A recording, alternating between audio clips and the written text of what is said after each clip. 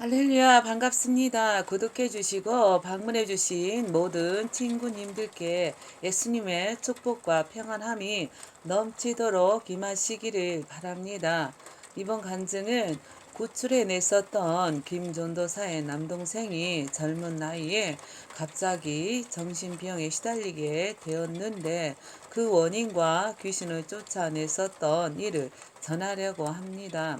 김전도사의 가족은 부모님과 함께 중학교 교사 부부인 언니네와 남동생이 한 명 있었고 친정 식구들 모두 교회를 다니셨습니다. 남동생은 군대 제대 후 사업을 하셨던 아버지를 도와서 건축 자재를 관리하는 일을 맡아서 하던 도중에 어느 날 갑자기 정신 이상이 돼버린 것입니다. 정상적인 사회활동을 못하다 보니 그래서 집에서만 지내오다가 마침 김전도사가 우리 교회로 출석하게 된 후에 그런 소식을 친정엄마에게 들었었던 것이었고, 제가 축기 사역을 하니 부탁을 했던 것입니다. 그래서 우리 교회로 와서 한 달간 예배도 드리고 기도 생활을 하면서 숙기를 하려고 했었던 것입니다. 그리고 그렇게 된 원인과 귀신을 쫓아낼 수 있는지에 대한 여부들을 아버지 하나님께 여쭈어 보았던 것이었습니다. 귀신하고 아무것도 모른 채 죽게 하면 안 됩니다. 그 원인과 이유도 아버지 하나님께 먼저 여쭤보고 난 후에 귀신을 쫓아내야만 뒤탈이 없습니다. 함부로 쫓아내면 죽기자가 화를 당하게 되는 것입니다. 병원에서 의사들이 수술을 함부로 하지 않지 않습니까? 이것저것 검사를 해본 다음 안전한 방법을 찾아서 수술하는 것처럼 죽기 사역도 영의 일이니 먼저 하나님께 원인과 이유와 허락 유무를 맡아야만 뒤탈이 없습니다. 저도 이 죽기 사역을 하면서 많은 것들을 배우게 되었고 하면서 배우게 되었습니다. 우리 교회를 권사님과 남동생이 왔었고 아버지 하나님께 지시하신 말씀은 권사님을 교회 청소건, 식사 준비건, 설거지건 아무것도 시키지 말라고 지시하셨고 평안하게 쉬도록 해주시라고 말씀을 하셨었습니다. 저는 아버지 하나님께서 지시하신 대로 그대로 순종을 하였고 그렇게 한 달간을 함께 지내게 되었습니다. 그리고 김전도사의 남동생을 놓고 기도하는데 하나님께서 예언하신 말씀은 주의 종이라고 하셨습니다. 주의 종으로 쓰실 것이고 책을 쓰게 될 것이라고 하시면서 사목감도 준비를 해 놓으셨다고 하셨습니다. 또 그 사모가 시부모님께도 잘할 것이고 남편에게도 잘하는 여자라고 하시면서 밝고 착한 성격이라고 예언의 말씀도 해 주셨습니다.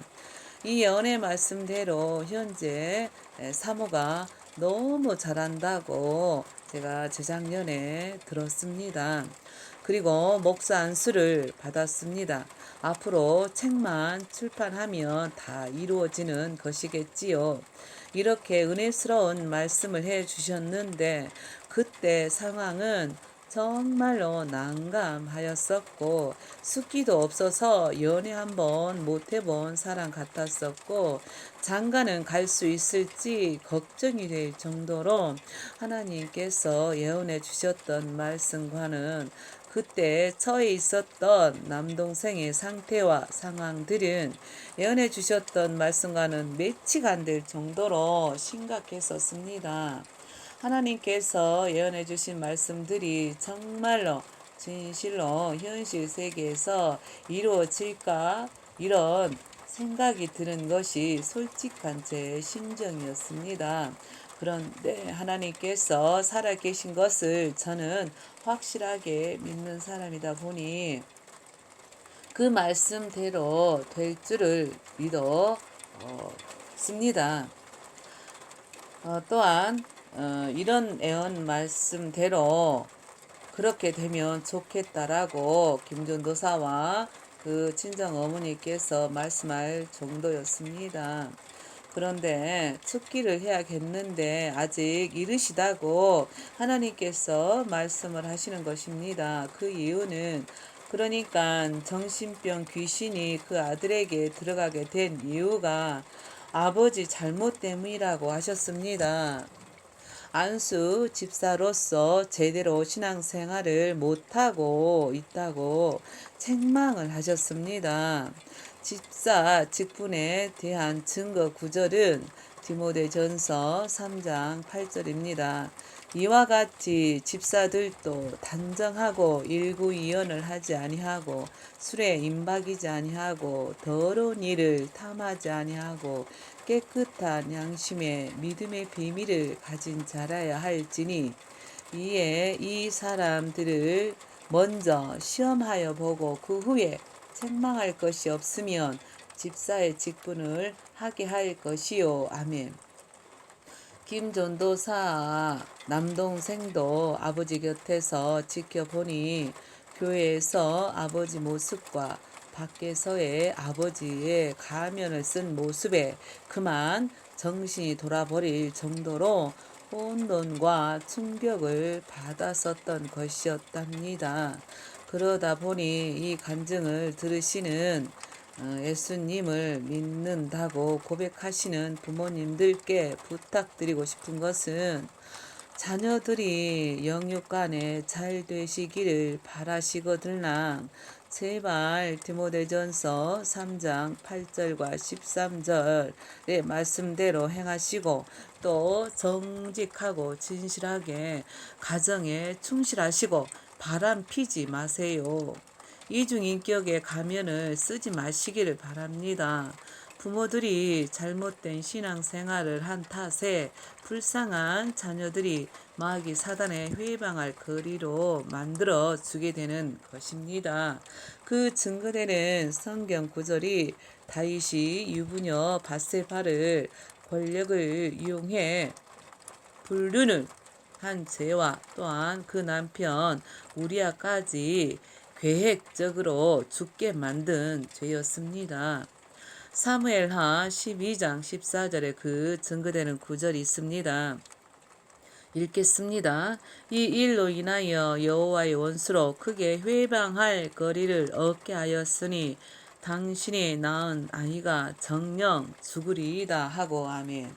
그런 거로 아버지의 잘못된 신앙생활 때문에 아들에게 정신병을 일으키는 귀신이 들어간 것이고 또 지금은 죽기를 하면 안 되는 이유는 아들이 정신병의 괴롭힘을 받고 있는 것을 보면서도 아직까지도 아버지가 정신을 못 차리고 있다고 말씀해 주시 까닭에 지금 쫓아주면 아버지를 고칠 수 없다는 것이었습니다.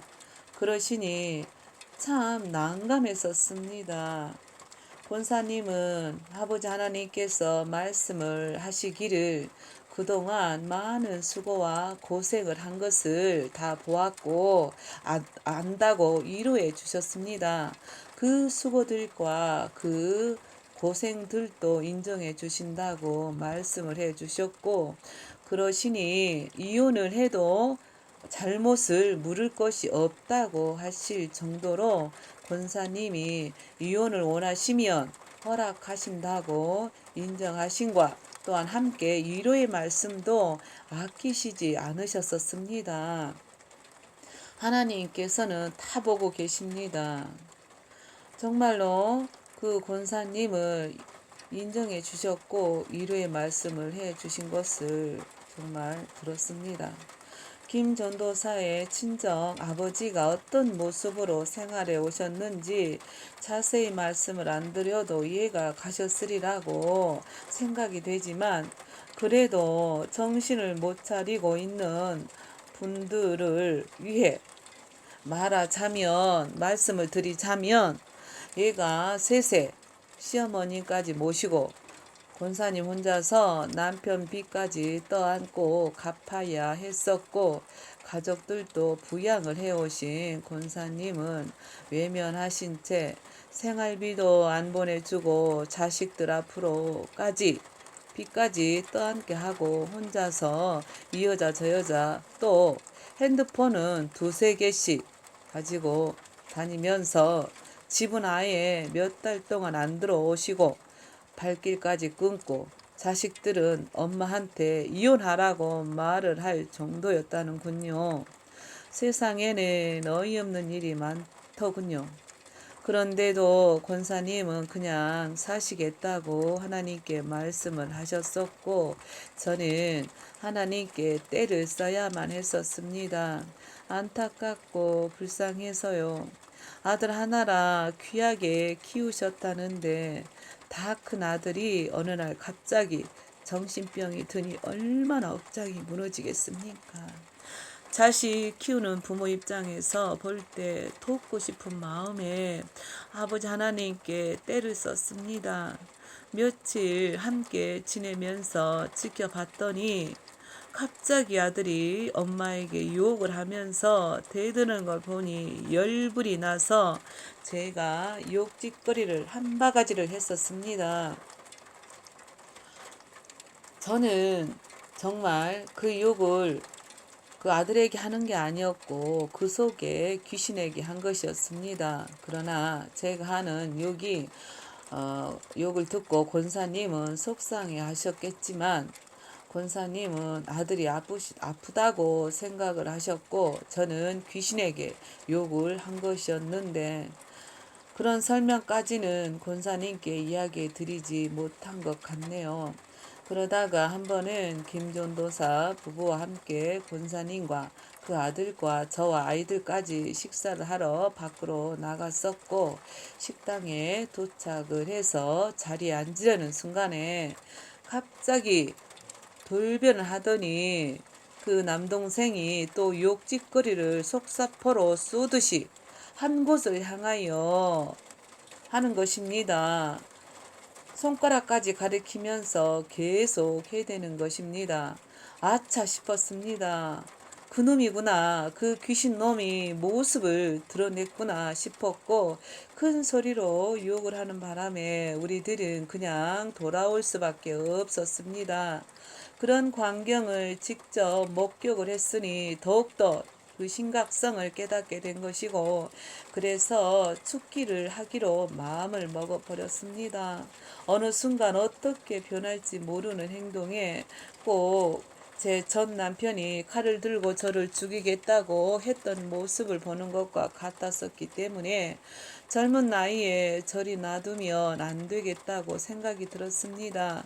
저는 아버지 하나님께 혼난 것을 알았었지만 차후의 일이었고 우선은 하나님께 김전도사네 부부가 우리 교회에 충성 봉사를 하고 있는 것을 먼저 알았습니다. 먼저 기도로 할아버지께 말씀을 드렸고 그 가족들이 봉사하고 섬기는데 정상 참작 좀 해달라고 아버지께 말씀을 드렸습니다. 그리고 바로 축기를 시작했었고 그렇게 몇 번의 축기를 계속한 후 이제는 마지막으로 안심을 하기 위해서 성령님이 그 아들에게 임하게 해달라고 아버지 하나님께 요구를 하였습니다. 억지로 요구를 하는 셈이었지요.